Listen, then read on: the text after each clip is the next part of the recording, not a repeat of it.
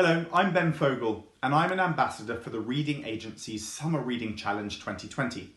Now, we're asking children to join us for a seriously silly summer.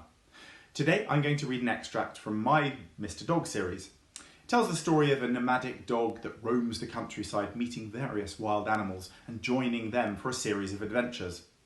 I bet if you go on a long walk with your family, you'll spot fox tracks somewhere along the way. At the sight of the tortoise in trouble, Mr. Dog ran forward, raised his hackles and bared his teeth, a low warning growl building in his throat. The fox jumped, startled by his arrival. The tortoise still clamped between his teeth. "Put the tortoise down," said Mr. Dog. "Oh, sorry, do you want to play with it too?" The fox tossed the tortoise through the air and it landed on its back beside Mr. Dog.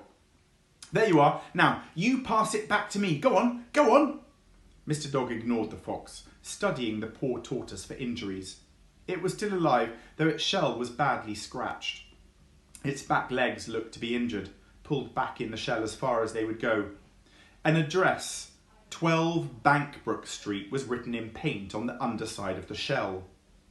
"That's not far from Minna's house," thought Mr. Dog. Gently, he turned the tortoise the right way round with his nose. "Go on, pass it to me." The fox was almost bouncing with excitement. "My name's Ferdy. What's yours? Come on, I'll give it back, I promise."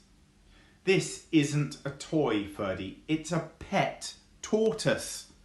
Mr. Dog stood in front of it protectively. "You've hurt it."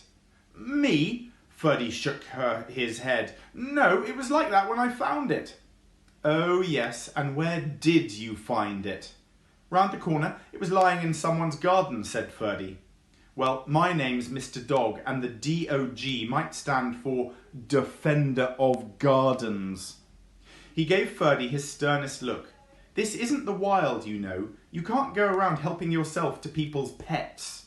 "Sorry, Mr. Dog. I should have realised it was a pet." Ferdy looked sad. His moth-eaten tail slunk between his legs. "I'm an urban fox. I used to live around here, but lately I've been far away." He brightened. "Still, now I'm back in town." Ooh, wait. Ooh.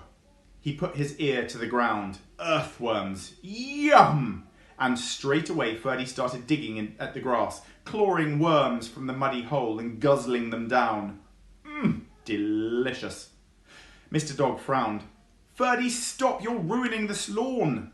Ferdy took no notice, lost in the delight of earthworms.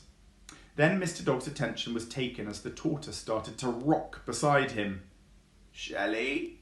came its croak of a voice. "Shelley, are you there?" "Crawley?" Mr. Dog put his nose to the shell. "Is that you, Crawley?" "Yes." Crawley pushed out his frightened head and nodded. "Oh, what a terrible time I've had. Please help me." Mr. Dog carefully picked up the tortoise in his jaws. With a last glare at Ferdy, he carried Crawley through the hedge and then ran back to Minna's house. His poorly paw throbbed a little, but Mr. Dog didn't slow down. He knew Crawley needed help as soon as possible. "Woof, woof, woof, woof, woof, woof." Mr. Dog barked at the back door and scratched at it with his good front paw until Minna came down in her dressing gown.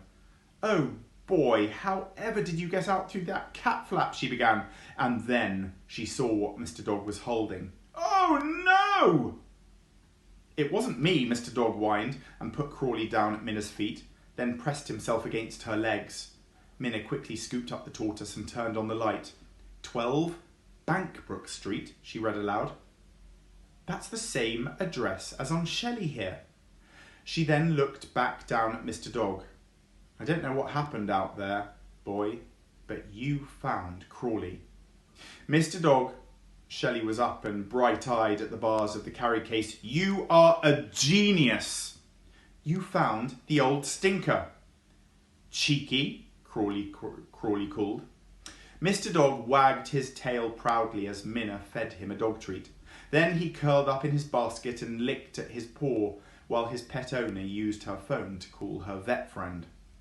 "I'm sorry to wake you," she said. "I've found that missing tortoise, and he's been in the wars. There are some nasty scratches on his shell, but I don't know what made them. There are no teeth marks, but his back legs are hurt.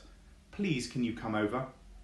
Poor Crawley, said Shelley softly. I hope he'll be all right. So do I, said Mr. Dog. Minna's friend, the vet, soon arrived. She examined Crawley on Minna's dining table and confirmed that the tortoise had had a lucky escape. One of his back legs was swollen and the other looked to be broken. I'm sure Crawley will make a full recovery, the vet said, but I'll need to get an x-ray before I set his leg. I'll take him home. Nice early start for you, Minna joked. Sorry? What do you think took Crawley? A fox is the most likely suspect. The vet smiled down at Mr. Dog. At least we know who brought him back. Though how he found him out there will always be a mystery. I should change my name to Mystery Dog, said Mr. Dog, with a sleepy smile. But there was one mystery that was keeping him awake. Ferdy the fox. Where had the fox been so far away? Had he been telling the truth about Crawley being hurt before he'd been found? If so, who had really taken the timid tortoise? Mr. Dog didn't know, but he was determined to find out. I hope you enjoyed that.